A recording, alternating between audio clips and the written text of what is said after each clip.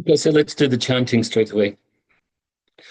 Namo Tassa Bhagavato Arahato Samma Sambuddhassa.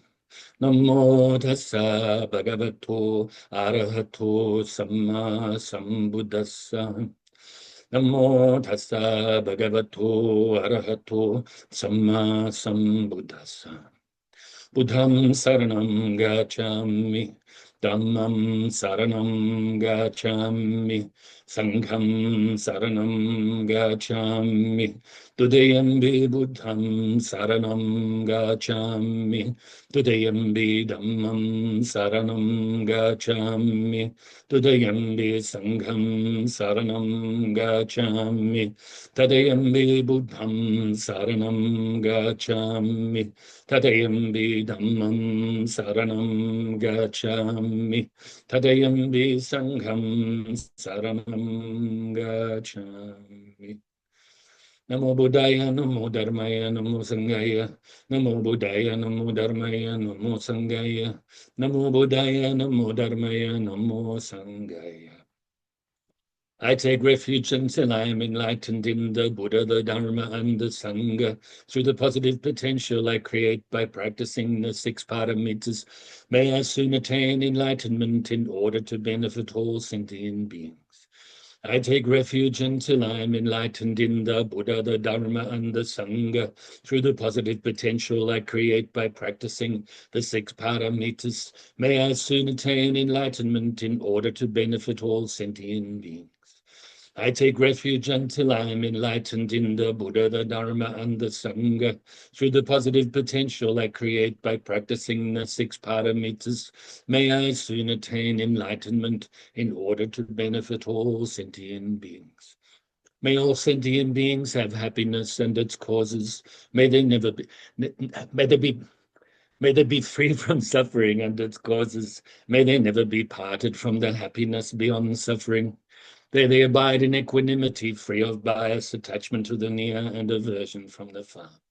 I shall cause this. Great compassionate Buddha, please inspire me to be able to do so. Reverently, I prostrate with my body, speech, and mind, and present clouds of every types of offerings, actual and mentally transformed. I confess all of my negative actions accumulated since beginningless time, and rejoice in all the virtues of all holy and ordinary beings. Please remain until cyclic existence ends, and turn the wheel of Dharma for all sentient beings. I dedicate the virtues of myself and others to the great enlightenment. However innumerable all sentient beings are, I vow to save them all. However inexhaustible my delusions are, I vow to extinguish them all. However immeasurable the Dharma teachings are, I vow to master them all. However endless the Buddha's way is, I vow to follow it completely. Om Mani Padme Hum, Om Mani Padme Hum, Om Mani Padme Hum. Tayata Om Gate Gate Paragate Parasamgate Bodhisoha. Tayata Om Gate Gate Paragate Parasamgate Bodhisoha. Tayata Om Gate Gate Paragate Parasamgate Bodhisoha. Sorry for almost missing out an immeasurable. Instead of the 4 immeasurables, it will be the 3 immeasurables. I forgot to do initially the one that says, may all sentient beings be free from suffering and its causes. So I cannot rewrite the Buddha's teachings, 4 immeasurables, not 3 immeasurables. Even though you could say there's 1 immeasurable. Ultimately, no immeasurables. We're free from immeasurables. Okay, but we must develop these immeasurables first to develop the conditions we need to have the great compassion, great loving kindness, and realize the supreme wisdom. So let's get ourselves nice and comfortable for meditation practice. Release the tension from the body initially, and do your best to keep your body still. This will help you keep your mind still, vice versa. So bring your mind inside the body, initially to the bottom of the body. So from the tip of your toes, release the tension, or tips of your toes. And then the bottom of the feet, the balls, the arches, the heels, top of the feet and around the ankles, Achilles. From your lower leg, and your knees and upper leg to the midsection.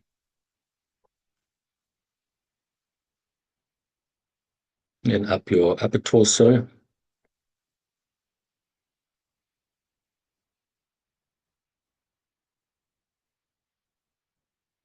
To your shoulders, down to the tips of your fingers.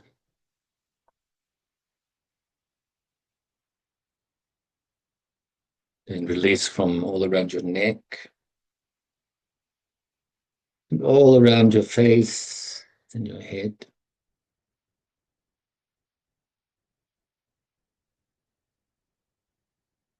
And the crown of the head. And now you can focus and see if there's any more tension. So bring your mind inside the body again, or keep it inside. From the bottom to the top, release if there's any tension that you have left over. Release it.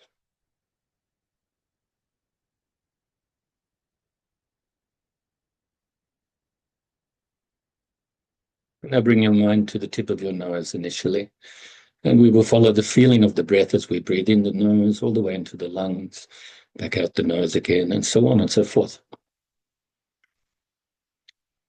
Breathing in and breathing out. Calming your mind, clearing your mind, brightening your mind. Working the way to develop one-pointed concentration, samadhi, which in turn will help us to be able to focus seamlessly on an object so that we can utilize our investigative and analytical skills to realize the supreme wisdom.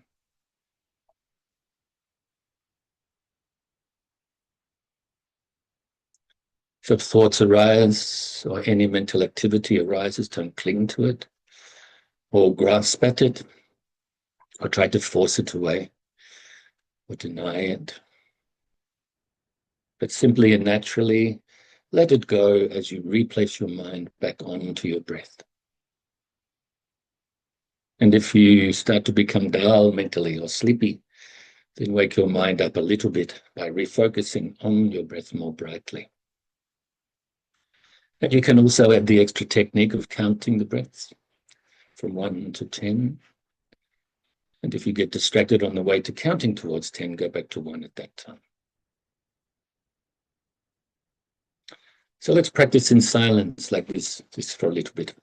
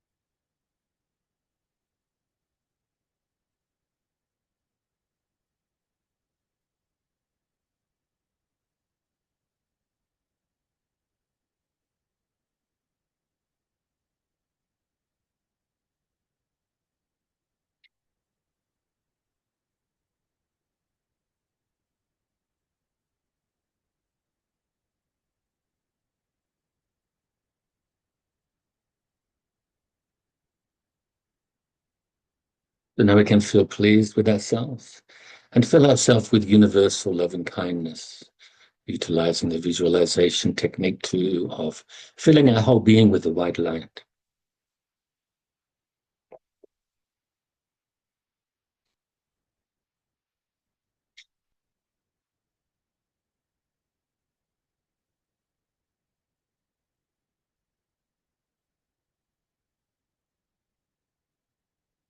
Fill ourselves with so much universal love and kindness that it now overflows and radiates outwards.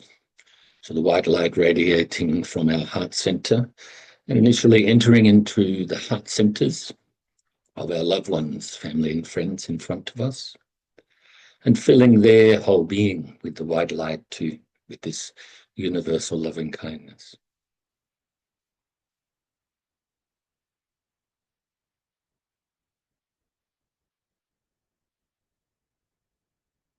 Really visualize and imagine they are really happy and peaceful, free from whatever suffering or difficulties they may have normally. They're wise, compassionate, so on.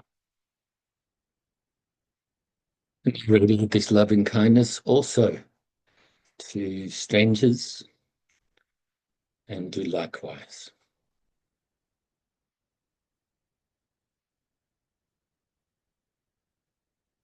And also to enemies and also do likewise.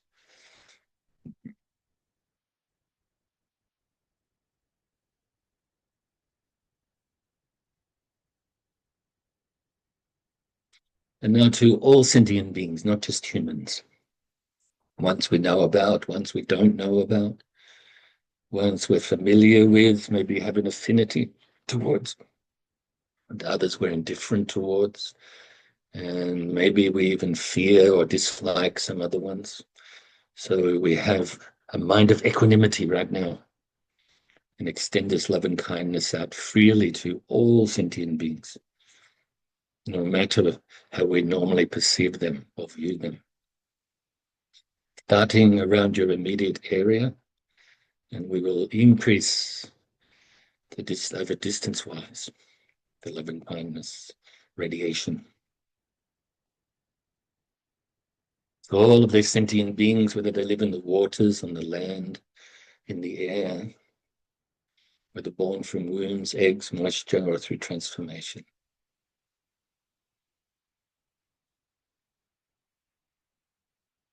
Radiate this loving kindness to them. And you can also imagine even that they are radiating their loving kindness to all sentient beings too. They radiate throughout your whole state or county.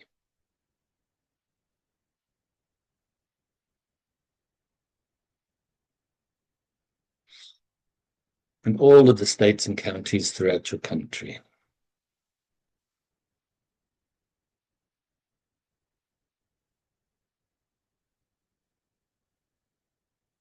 And all of the countries throughout the world. Those you have an affinity towards, those you're indifferent towards, which I imagine is most of them. And those that for whatever reason you may have some negative feelings about. Also have your loving kindness pervade throughout all of the oceans and other bodies of water, down to the core of the earth, to the outermost atmosphere. And beyond this planet alone, throughout the whole solar system. And the galaxy. And the universe, and throughout infinite space. So this loving kindness that is not separate from compassion and joy, based on equanimity, and radiated initially in your own heart, is now radiating throughout infinite space to all sentient beings. And now we will switch techniques to the Tonglen, or giving-taking meditation, to develop more and more compassion, the bodhicitta, great altruistic, compassionate intention to attain enlightenment for the benefit of all sentient beings and help them to do likewise.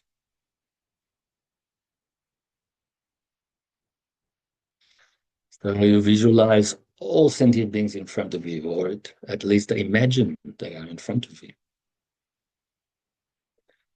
And when you exhale or breathe out, you radiate white light from your heart center, which represents all of your goodness and merit, all of your conditions and causes for enlightenment, all of the things you find pleasing. And this white light radiates outwards from your heart center and enters into the heart centers of all sentient beings, giving them happiness and goodness and so on. At the same time, freeing yourself from this attachment we have that rises from ignorance. And as we breathe in or inhale, black smoke leaves their heart centers and it enters into your heart center and melts away, melting away your ego and self-centeredness and ignorance, at the same time freeing all sentient beings from suffering and the causes of suffering. So let's engage in this practice now for a short time. Breathing out the white light, breathing in the black smoke.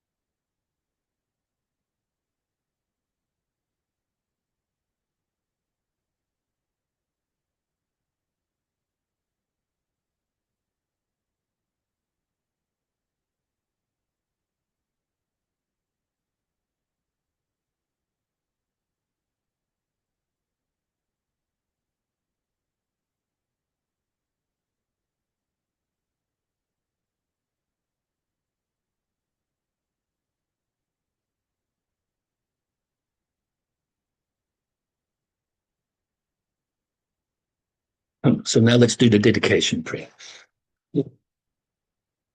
Due to this merit, may I soon attain the enlightened state of the Buddha, so that I may be able to liberate all sentient beings from their suffering. May the precious bodhicitta, not yet born, arise and grow. May that born have no decline, but increase forevermore. And may the precious view of shunyata, not yet born, arise and grow. May that born have no decline, but increase forevermore. And so now we'll continue the conclusion part 2 of the commentary on Master Atisha's heart advice. The 47 lines we've already gone through in detail. And now, just last week, we started to conclude, which is, in a sense, kind of like a reminder, isn't it? I never really used to use that word conclusion in my younger days. I did read a bit, but it was only when I got more serious about the Dharma practice, that Dharma studies and so on, that I started to read more. And of course, everything's got a conclusion. And then when I started writing, first of all for classes, you kind of conclude, don't you? Even if it's semi-point form. And then I started writing, obviously, written music, poetry, songs throughout my life, most of my life anyway. No real conclusions. Maybe the chorus is a conclusion that you repeat over and over. But yeah, I think it was about 2011 or 2012 that I started writing for, what is it called? Buddhistdoor.com. And in those days, it was actually writing a weekly article about Buddhism in Australia. So initially I thought it was going to be teachings every week, but they wanted more to do with sort of what was happening and reporting on things, really. But I did sneak in some teachings on those articles. I did that for maybe about a year and a quarter. And of course, with every article, I think there was something like up to 1,000 words or something. And there was a conclusion. So that's the first time I started using conclusions. And of course, since we've been doing now especially these Zoom classes, because they're short, because they go over a period of time, and it's a nice reminder, I find, these conclusions, to go over what it is that we've actually been talking about without going into too much detail, using too many words. And like I said last week, or alluded to last week, that I think you remember more than you think you remember from these teachings. So when you hear a conclusion, then you think, oh, that's right, I remember that bit, And then if you're interested, so inclined, then you can review the class with the details, with the detailed commentary. They're on the YouTube channel. My YouTube channel is not that popular, so get in there, make it more popular. It's for you guys. In a sense, it's also to record, all of these. So maybe over 300 videos now. I know this is class something like 260 that we've done on Zoom, and then of course there's been other teachings as well. And really, I should have said yes years ago to the classes face to face being recorded. I couldn't be bothered in a sense; just wanted to focus on the teaching. But the students off and on over the years did suggest it, and I look back now, we probably should have, but that's okay. Done, because the 20, almost 27 years now, been a so-called teacher of the Dharma, and sort of like a recognized, authentic one, at least since, I guess, the last 16 years, when my master bestowed the title Dharmacharya, so which, gave me a lot of confidence, but no ego, okay? I don't go around. In fact, I never used it for so many years, didn't worry about it. And then I thought might as well add it to it. Andrew is common name. William's common name. Maybe stick a Dharmacharya in front of it. It's a point of difference, isn't it? Okay, so this is what we spoke about without any detail. This is last week, the conclusion. Until you attain enlightenment, the spiritual guide is indispensable. Therefore, rely upon the holy spiritual guide. Until you realize ultimate truth, listening is indispensable. Therefore, listen to the instructions of the spiritual guide. Since you cannot become a Buddha merely by understanding Dharma, practice earnestly with understanding. Avoid places that disturb your mind and always remain where your virtues increase. Until you attain stable realizations, worldly amusements are harmful. Therefore, abide in a place where there are no such distractions. Avoid friends who cause you to increase delusions, and rely upon those who increase your virtue. This you should take to heart. Since there is never a time when worldly activities come to an end, limit your activities. Dedicate your virtues throughout the day and night, and always watch your mind. Because you have received advice, whenever you are not meditating, always practice in accordance with what your spiritual guide says. If you practice with great devotion, results will arise immediately, without your having to wait for a long time. If from your heart you practice in accordance with Dharma, both food and resources will come naturally to hand. And that's kind of where we finished up last week. So I'll continue with that. So you create the conditions of the on the path to enlightenment, and we need to create these conditions. We need to develop more loving kindness, more compassion. In other words, the bodhicitta, and so that we can develop the conditions we need mentally to break through, to penetrate beyond normal understanding and realize supreme wisdom eventually. Okay. And so it says, the master says here that, you're not going to have to worry about, oh, I've got to get food, I've got to do this, I've got to do that. Actually, these things will come naturally, both from the point of view of actually coming naturally as we think, but also we don't worry about them. So we just engage in cooking, we practice. If you go shopping, it's practice. Everything we do is practice. So we never have to worry about getting stuff, okay? There's also that point as well I'd like to make. So yeah, we're going to practice once again the 3 wisdom tools. So this is part now of the wisdom of hearing. If you keep your eyes open, make sure you don't get distracted by visual things or the screen, me, my movements or whatever. If you keep your eyes closed, make sure you stay alert, listening, clear mind. And then when we're ready, we will engage in the wisdom tool of contemplation, and then we will absorb our mind with what it is we understand. So I put them into little groups, and now you can focus on hearing the Dharma with a pure intention. Mindfulness, awareness, conscientiousness.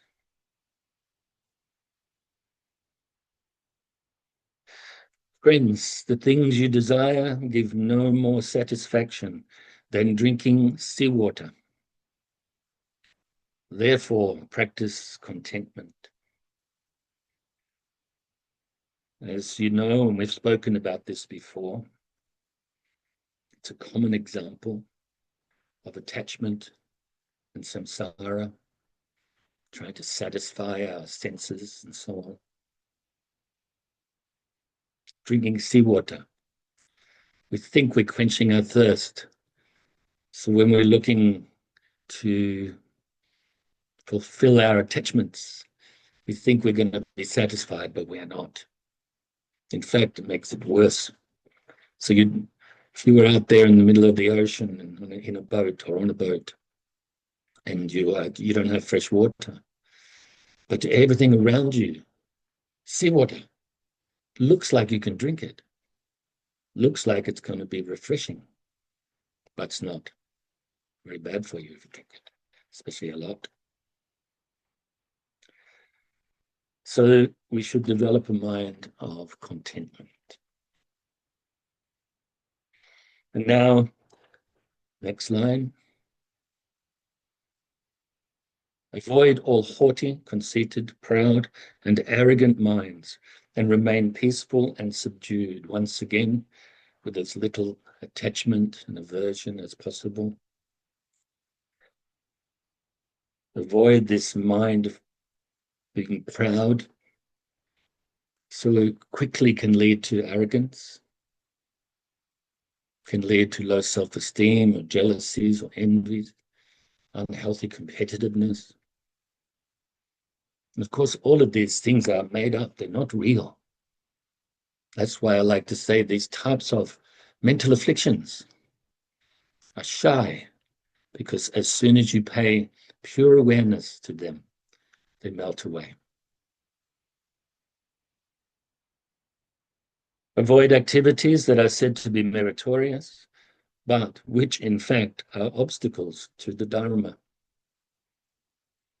One that comes to mind is thinking you can go in the water and purify your mind in the water. You must purify your mind with your mind. You can utilize water to do that, no problem. But it's not the water that's going to clean your mind.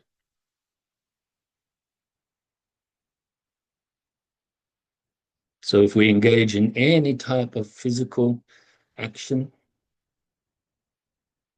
or rites or anything like this, make sure it's training the mind.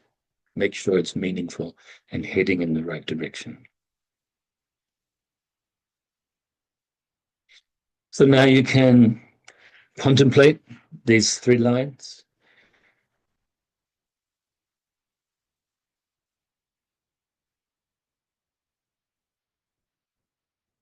We contemplate whatever it is you remember from what you just heard.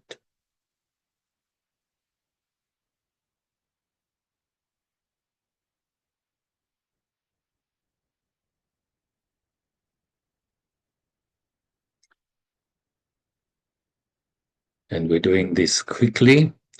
In your own time, when you utilize these 3 wisdom tools, you can do it quickly, of course. But also, I suggest you do it longer so that you are clear, have clear understanding. So now briefly engage in the wisdom tool of meditation or mental absorption.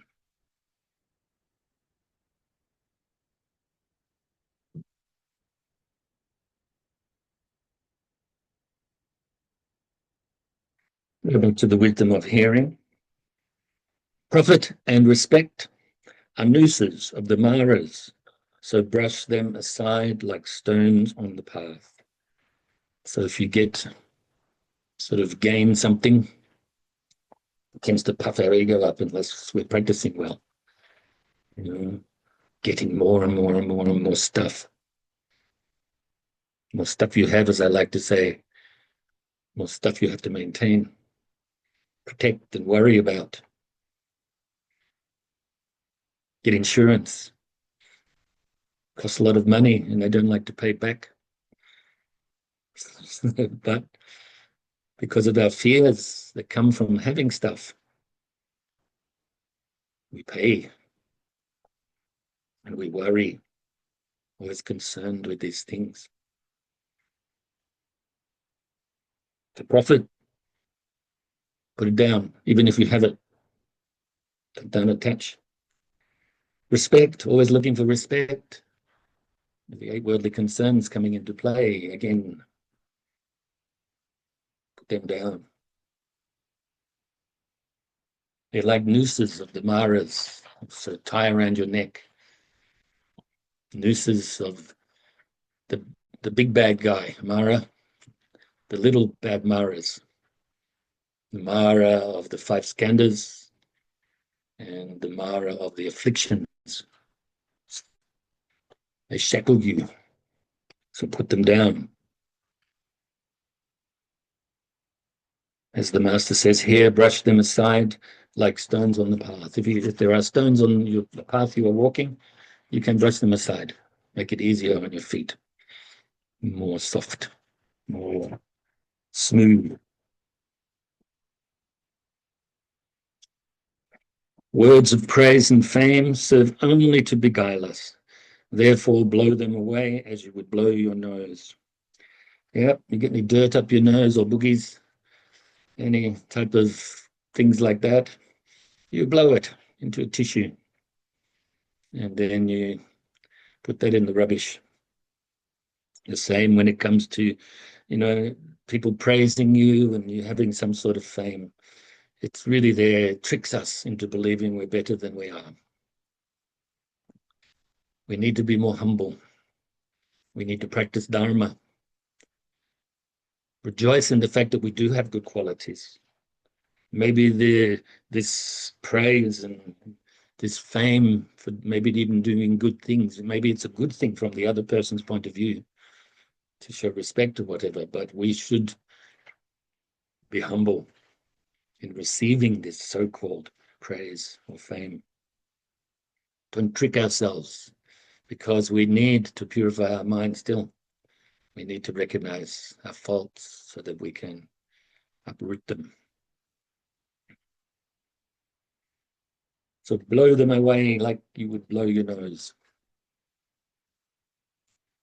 Since happiness, pleasure, and friends you gather in this life last only for a moment, put them all behind us. Doesn't mean we don't care for our family and friends and other living beings, obviously. But we put them down.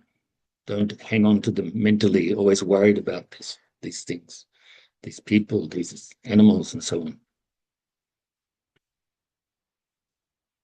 I've said often in the past, the less attachment we have, the more help we can be. Since future lives last for a very long time, gather up riches to provide for the future. This doesn't mean material things. This is talking about good karma, good conditions, merit. To accumulate merit so that we can have good conditions to continue the practice of the Dharma and lead ourselves towards enlightenment and realizing this ultimate truth. You will have to depart, leaving everything behind, so do not be attached to anything.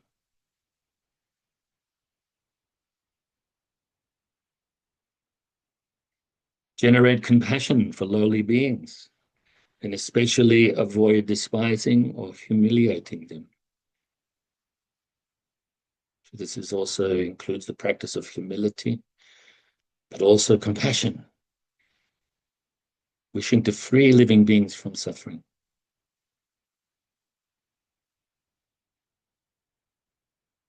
Have no hatred for enemies and no attachment for friends.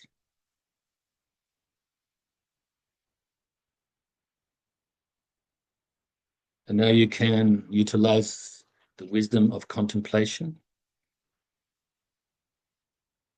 Contemplate whatever it is you remember of what you just heard.